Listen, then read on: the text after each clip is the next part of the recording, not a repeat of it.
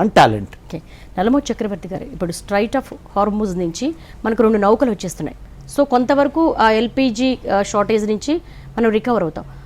కొంతవరకు మన పట్ల, మన ఇండియా పట్ల ఇరాన్ సానుకూలంగానే ఉందని భావించవచ్చా? పెద్దగా మనకి ఎఫెక్ట్ పడదని అనుకోవచ్చా? ఇక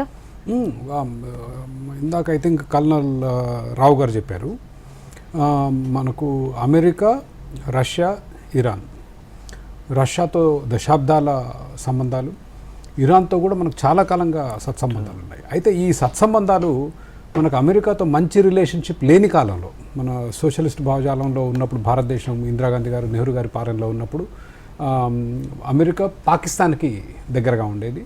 మనం more aligned closer to Soviet union and Iran ఇట్లాంటి దేశాలతో. సో మన చాలా పాత సంబంధం. కాకపోతే ఈ మధ్య 1990s తర్వాత వచ్చిన మార్పుల మూలంగా now we have a very deep relationship with the United states. మన ప్రజలు అక్కడ లక్షల్లో, 10 లక్షల్లో ఉండటం ఒకటి, అక్కడే ఐటీ ఇండస్ట్రీ ఇక్కడ రావటం.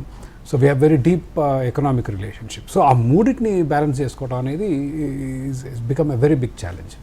But I do give credit ప్రస్తుత బీజేపీ ప్రభుత్వానికి.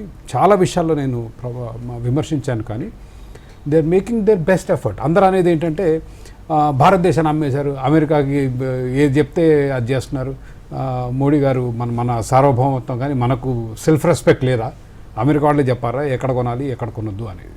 But they are trying their best to balance.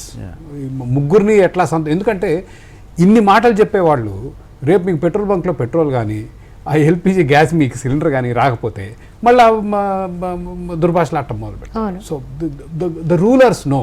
ప్రస్తుత కేంద్ర ప్రభుత్వానికి ఇన్ని మాటలు చెప్పే వాళ్ళందరూ కూడా రేపు పెట్రోల్ కానీ, డీజిల్ కానీ, గ్యాస్ కానీ దొరకపోతే ఖచ్చితంగా. So they are focused on that to keep all everybody happy much as they can. Towards that extent we can appreciate what